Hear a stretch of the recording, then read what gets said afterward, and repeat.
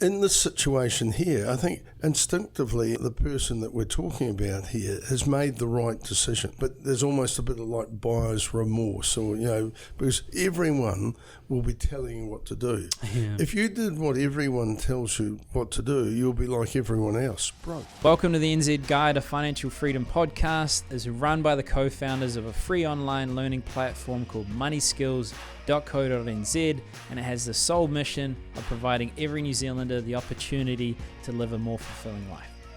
So let's kick into it. Well, we've got you back to back, Greg.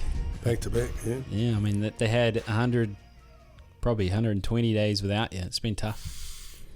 Well, I've been doing my second job as Santa Claus, but it's over now. you had. I got to get a new gig. Well, when you weren't allowed to have a haircut, you got pretty close to Santa. Fortunately, I didn't put on too much weight, so I'd have to use a pillow. Yeah. Have you got like a story from the holidays, something interesting that's happened, or a unique insight, a secret undercover COVID operation where there's a resistance formulating in the dark hills of Thames? No, I don't think I've got any special stories as such. That like a lot of Aucklanders, I enjoyed being able to go out of town and kind of relax. What was the first thing you did? What was the thing you look forward to most while you're on lockdown? Oh, I went down to the Hauraki Plains to a blueberry farm there and had a blueberry ice cream. Fantastic. And I brought some blueberries back to work to share with the team. Oh, yeah. It's a fantastic place. So popular, you might have to wait 20 to 30 minutes for your ice cream. Wow. Very popular. And being able to go down to the Coromandel and a beach place that I have access to at Opito Bay, and it's kind of very special. But at the end of the day, you got used to being in Auckland, and the gardens never looked so good. My chickens were looking very, very healthy because they're getting fed twice a day and plenty of water. Did you protect them from the eggs for Africa? I thought I was going to see you on the news with councillors trying to break in and take your chickens. No. I think they've given me what would you call it, a reprieve. A reprieve. Yeah, it's not a good topic to delve into. Yeah. All right, well, let's kick in the finance instead of, we want to protect these. I mean, the listeners have heard about your chickens for over 2 years now, so I think they're invested. Well, I've got the largest chicken farm in central Auckland. But, it's only eggs only.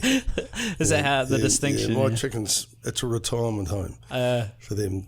Yeah, they don't die. Do they keep 30%? Other than naturally. Do their offspring keep 30% of the... No. There is no offspring, but there's no rooster. Oh, okay. All right. You've hacked it. That's probably the new retirement villages, only bring in people that don't have kids. Yeah, well, then they never want the money, do they? Yeah. Anyways, it's the next business idea coming out. So we've got a question here. It's from the NZ Herald. And I find it's quite useful to use a well-known publication that thinks for hours on end to decide on what the right question is for the right moment. So we'll just use theirs. Strategic energy. At least efficient. it's a real question. Yeah, well, Sam was. We haven't made it up. Yeah, we didn't make this one up. So, question. We are fortunate to have paid off our mortgage and have no debt, which is remarkable. I added that in. We don't know what age, though, do we? Yeah, true. They could be 90.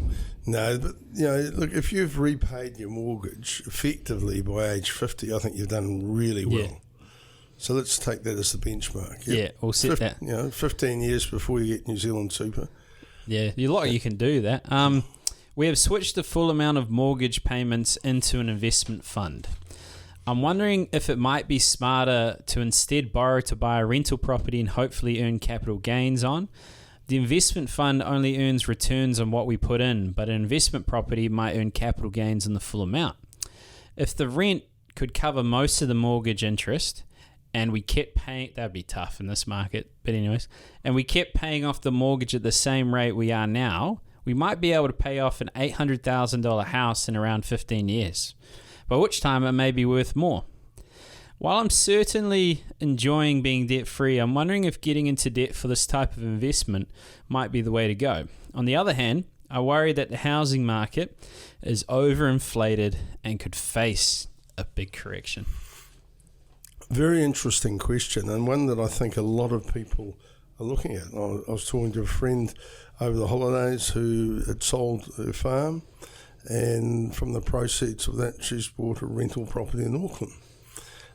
Would I have recommended that? Probably not, for a number of reasons. But this person, is effectively my age, in their mid-60s. So, is that the right time to be buying a rental property? Given that you may end up having to do a lot of work and manage tenants and all the other issues around that, I think at that stage you might be looking for a quieter life. I don't have a problem with people buying rental properties, because it's been an excellent way for my generation to set themselves up for the future. But the rules were different a little bit then. And also you have to look at, are you prepared to manage it? Because it's not always smooth sailing. You only have to get one difficult tenant and it will cure you of rental properties. When they've trashed the place, when they haven't paid the rent, when you've had to deal with upset neighbours. You might have a neighbour that's got too many hens next door. I mean, there'd be people maybe near me who feel that way. But in this situation here, I think instinctively the person that we're talking about here has made the right decision. But there's almost a bit of like buyer's remorse, or because everyone will be telling you what to do. Yeah. If you did what everyone tells you what to do, you'll be like everyone else, broke. Because given what we do for a living, Ryan, and the people we see, the number of people that I see going into retirement financially independent is a small percentage of the population. Yeah. You might be talking 10%, you're more likely talking 5%, you certainly wouldn't be talking 20% of people being properly funded to live the lifestyle they want when they cease paid employment. Because fundamentally, what's it all about? If you look at this person now, they've repaid their debt on their home, so they're debt-free, they've got surplus funds. That's a fantastic position to be in, whether it's 40, 50 or 60. You've then got a decision. Do I just spend that money and enjoy or enhance my lifestyle? You probably won't be travelling overseas at the moment, but that's going to change. I mean, none of us live forever, so you can make a conscious choice to say, I've struggled over the years, I've done without things, but, actually I'd like to spend a bit more money on myself. There are things we'd like to upgrade within the house, new carpet, whiteware, buy a dog. You'll need more carpet after buying a dog or a cat, but there's all sorts of things that you might choose to do. So that's about personal choice. But the reason that we do think about this is that one of the certainties in life, besides death and taxes, is unemployment. At some stage, you're going to get the DCM, don't come Monday. Or if you're running your own business, just the will to turn up and run that business might disappear on you. So, and if you haven't sold that business, the value in it will disappear as well. But what's important is that you will not be getting an income stream from that employment. Yes, you get an income stream from the government when you turn 65, but that's probably going to go up. If you're 40 or 50, that might be 67, it might be 70 by the time you get there. So you're having to fund your own lifestyle up to there. And of course, what we've always learned is the more you earn, the more you spend. The older you get, your tastes change. You stop drinking cheap wine. You stop sort of wanting to spend money on budget type arrangements. You think, I think I'd like to go for something that's a better brand.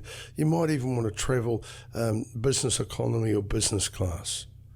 Nothing wrong with that. People should indulge themselves and should have something to look forward to, especially if you believe, as I do, that you only come around once. If you're waiting for the second time around, you might come back as a squirrel or an ant, or it might not be so pleasant. Who knows? But what this person's doing is rationally saying, I've got surplus money now that I've repaid my mortgage and I'm going to save it. Huge tick. personally, I'd be saying to them, well, yes, save some of it, but spend some of it on yourself and upgrade your standard of living. Now, that also upgrades the amount you're going to need in the future when you do stop paid employment. So that it does have a sting in its tail. That's why the planning becomes so important. So it's then, what do I do with that money? Well, I wouldn't take it to the racetrack. That would be a poor thing to do. You're putting it into an investment fund, which is hopefully properly managed, properly diversified, with a reputable institution fronting it. Great thing to do. It could be a KiwiSaver arrangement. Nothing wrong with that. Very cost-effective way for you to save. But, of course, you're locked into 65, so it might not be the best option, because things can change and you might want a bit more freedom of action, freedom of choice. So that's a very good thing to do. The person said in the letter, well, we only get a capital increase on the money we save. No, you get a capital increase if the market value goes up on the total amount of your portfolio, if you like. The difference when you're buying a rental property, yes, if the market goes up, you get a capital increase on the value of the property, some of which is made up of your money and some of it is made up of the bank's money, or the institution you've borrowed from's money. That's called leverage.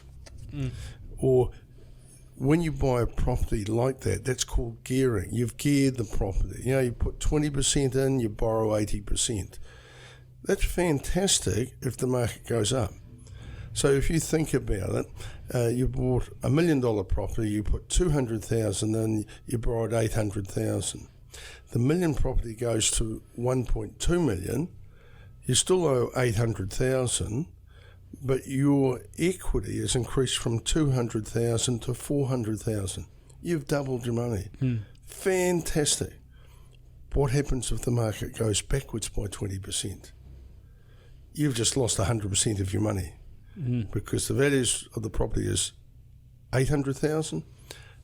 You owe the bank $800,000, and guess what the bank's likely to do if they're concerned? They're the group that will give you the umbrella when the sun is shining, but take it away when it starts to rain. They might call up that loan. And now you're in big trouble. That's where people overreach themselves. I was reading in the Herald, one of the weekend Heralds, an interesting story of a young Polynesian man who's in his 40s now, who was in Australia, basically had sort of, from a very difficult background, he'd gone over and he bought a business. The business had premises and he was doing very nicely, thanks. And then he decided to buy another one. He ended up effectively bankrupt. He overreached. He took too much risk. And that's the problem that people often do. They don't think about, if I do this and I borrow this extra money and it doesn't work out, what the consequences are. And that's the situation with our person here. Less risky with rental property, in my view, than buying a business or a commercial property, but risky nevertheless, because your circumstances may change. So, yes, you can make a lot of money. You could lose some money. You're probably unlikely to if you hold it long enough. You will put yourself under stress, because there's no way the rental income will cover the interest and the payments and the rates and insurance and maintenance.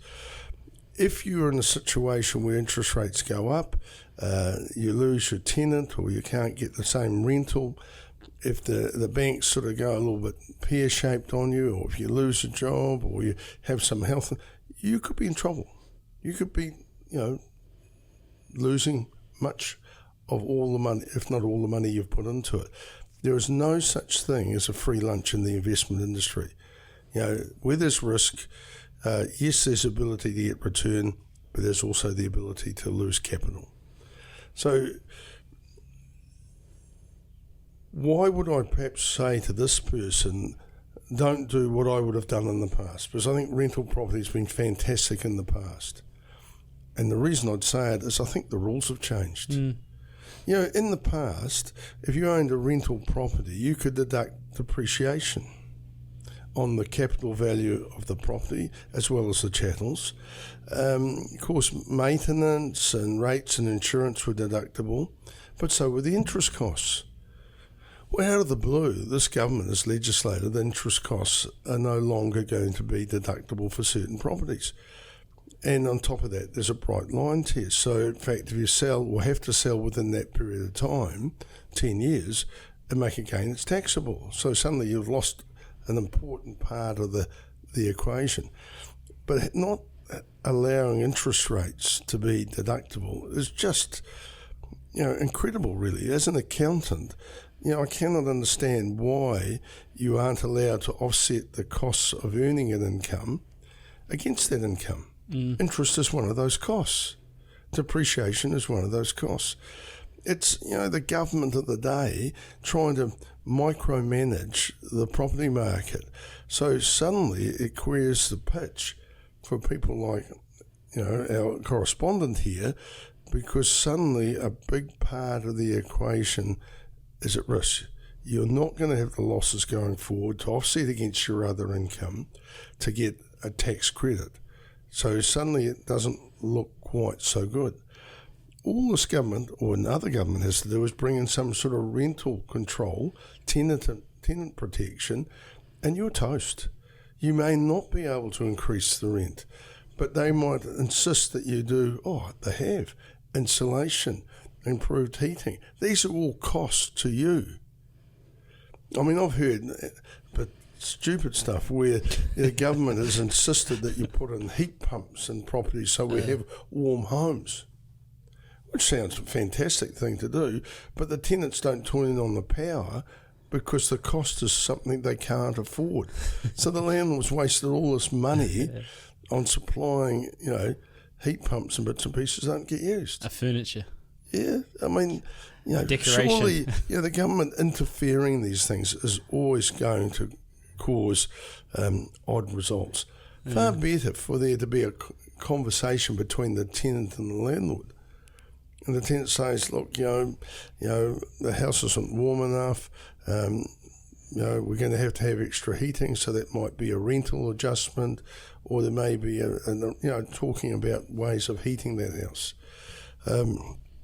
It's no longer a level playing field between the tenant and the landlord, and I think it's going to become much less level in favour of the tenant, which in some respects is a good thing, from the social side of, looking after people and being, a caring society. That's a good thing. But it comes at a price, and the price is that suddenly, from the landlord's point of view, it just doesn't work anymore. And, so it's not attractive, so people will look elsewhere. That will cause a problem because, our society relies on there being a pool of rental properties for people to go into, particularly young people as they move home, go into a flat, pay rent, but try and save on the side to buy their own home.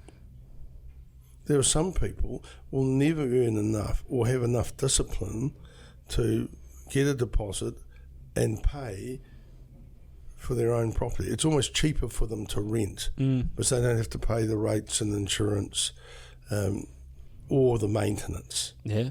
So, there is no one answer to all, that satisfies all people. So the government's policy in micromanaging the property market may have some unfortunate consequences.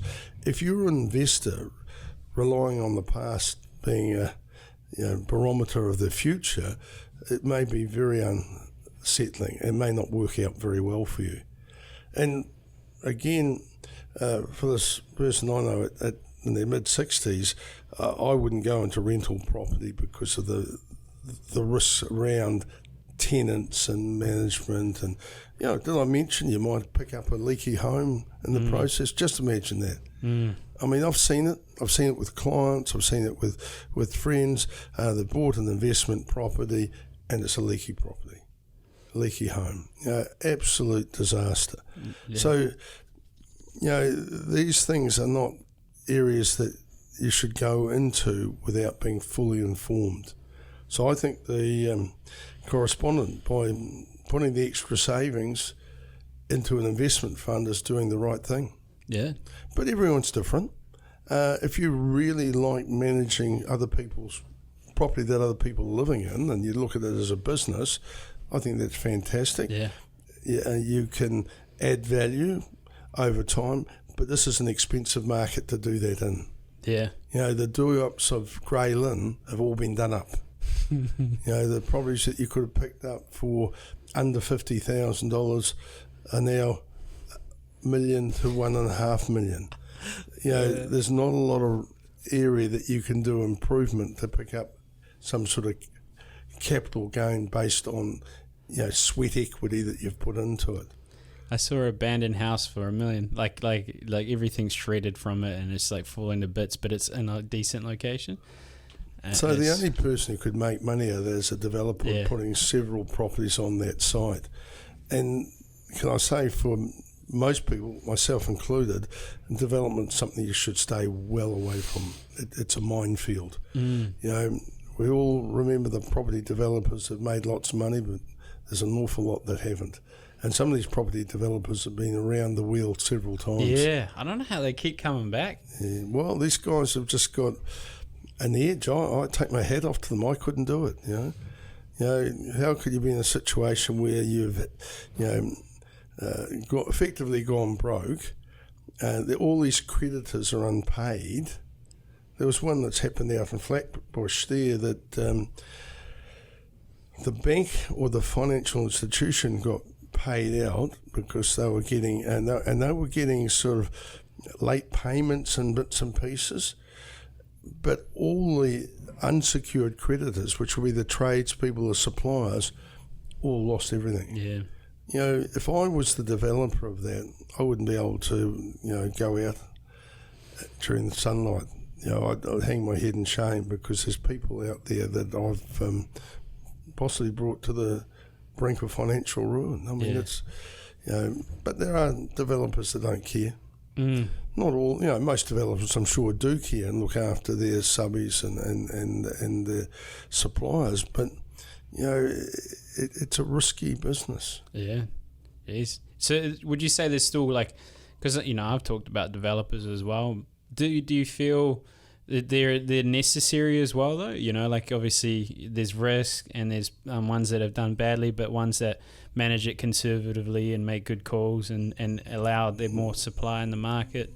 Well, over the years, I've dealt with some of the property developers, or I know people, and the ones that know what they're doing do a good job. And if they're making money, they deserve to make money. I think it's the mum and dad developers that are, there's an old story about, people being foolish with their money. They make bad decisions, and that they sort of go into areas that they don't understand and think it's easy, and it's not easy. I remember in my days when I was in the corporate fraud unit, a well-known businessman had done very well, bought a property in the eastern suburbs. He put 2 very nice properties, townhouse-type properties on that, and went bankrupt. He was able to sell one but couldn't sell the other 3. And the bank just sort of, it was like a rising tide, The money he borrowed, then the interest and the penalties, and he just drowned. So successful in one area, but not successful in another. Yeah. So the successful developers are important because who else will do the development? Clearly, the Auckland Council have decided they want to intensify housing because they don't want any of us to have a car. We've got to walk or cycle to work. Clearly, there's people who've got no idea of the geography of Auckland or the climate of Auckland. Of course, it never rains in Auckland. Well, not this month anyway. And, it's flat as a pancake. But, so the intensification of Auckland is kind of happening, which is a bit sad. That's another factor that, our leafy suburbs could turn into a concrete jungle, which is what you see in other cities around the world. And Auckland might not be such an attractive place to live, which again is a problem for the property market, for a correspondent. We've got no migration coming in. I think that a lot of people in Auckland who are not Aucklanders, not born Aucklanders, will say, well, it might be time to leave ship, not because it's sinking, but because it's starting to smell. Yeah, and lockdown too. You're getting smashed and they'll with move. lockdown. People saying, well, if I sell my property for $1 million or $2 million, I can shift down the line and suddenly I've got quite a bit of money that I can sensibly invest to fund the remaining years of my life. Fair. Quite a sensible decision. Yeah, could be a scary, interesting time. I'm fascinated to see what happens. And as we approach the 30-minute mark and the camera turns off because you have to push it every 30.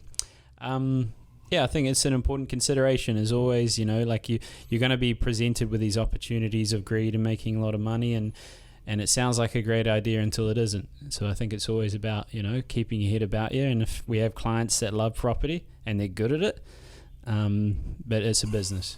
I think if you approach it in a business-like manner, you're going to be better off. Yeah. If you're doing it, and I have owned rental property, and I've got to be fair, hand on heart, I haven't been very business-like about it, but inflation has been kind to me. Yeah.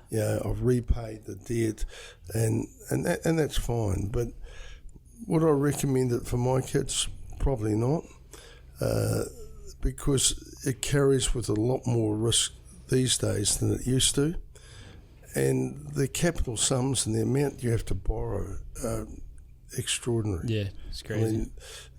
Housing is the big issue. Two big issues for government, local and central, are housing and transportation. And they can probably only be solved by a bigger group, if you like, government, if you like, than by individuals. So lack of social housing is a major issue because housing is far, far too expensive. And if we're not careful, the society that I grew up in and my parents grew up in, where they could, as just ordinary working folk, end up owning their own home, as my generation have felt, might be impossible or out of reach for your generation. Yeah. That changes the nature of our society. That makes the gap between the haves and have-nots further and further apart. And that's not the New Zealand society that I've understood. Yeah. And that I want to live in. All right. So that's another issue, isn't it? So Greg Moyle for Prime Minister, you heard it here first. No. That was quite the speech. Not quite young enough. Yeah, probably not. Yeah. But, you're if I was out of change. school, I'd be probably electable. Yeah, right. If I didn't know anything, I'd even be more electable. All right. Well, anyways, before we open that can of worms, thanks for listening, everyone. And if you could give us an honest review, good or bad, just tell us why, and we'll read it out as well. You can get famous. But yeah, it just helps more people listen to it, so they don't end up with rental property that they can't afford. Cool. Thank you. My pleasure.